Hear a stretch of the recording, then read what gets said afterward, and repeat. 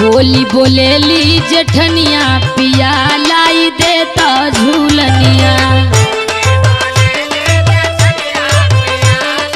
मार पहिर पहिर के झमकावतिया हमारा आगे।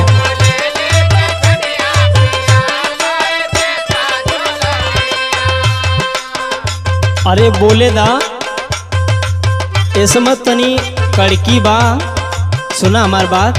बोला। बढ़े दा धन तू कमाई,